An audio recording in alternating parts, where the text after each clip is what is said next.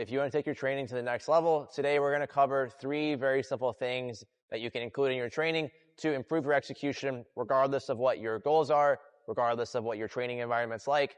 We're going to cover these 3 things you can apply easily right now to get better results in the gym.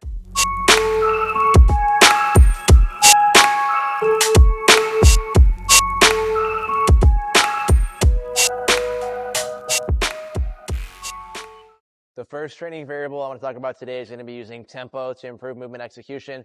A lot of fancy execution stuff's thrown around on the internet nowadays in regards to how to better move. Slow down. Add in a tempo, and you're probably going to move better 9 times out of 10. We can get a bit more specific. For example, if we're bouncing out of the bottom of a squat or out of the bottom of a press, we could add in things like pauses. But first and foremost, if you want to move better, slow down. It's going to make a world of difference in how we organize ourselves. The next thing is going to be literally just using a mirror.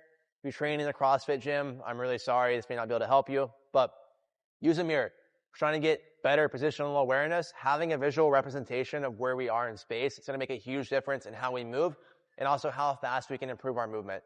Whether it's chin pop clients, whether it's pro athletes, people I'm training that are struggling with getting into a certain position, I love putting them in front of a mirror so they can see themselves, so they can better organize themselves, regardless of what it is, upper body, lower body. It makes a really big difference getting visual feedback so we can improve movement. Third thing's going to be just use environmental constraints, things like heel wedges. It could be as simple as adding in external stability.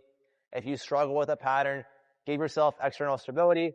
Use things I've talked about before, like putting a strap under your foot if you struggle to get relative movement. Use these constraints to better improve your movement. I know this is very generic.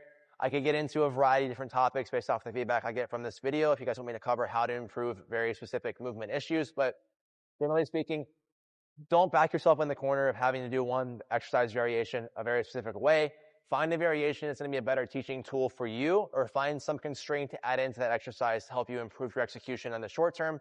Once we've done that, we've learned and we've improved our ability to move, we can then go back to the variation that we were trying to learn to begin with. So those 3 things: tempo, use a mirror, use some sort of environmental constraint, or just move something to a machine exercise. These things sound like they'll help you. If you have something more specific you want me to cover, please reach out. I'd love to do a video on anything new. If you need help, as always, links in bio. Always happy to help.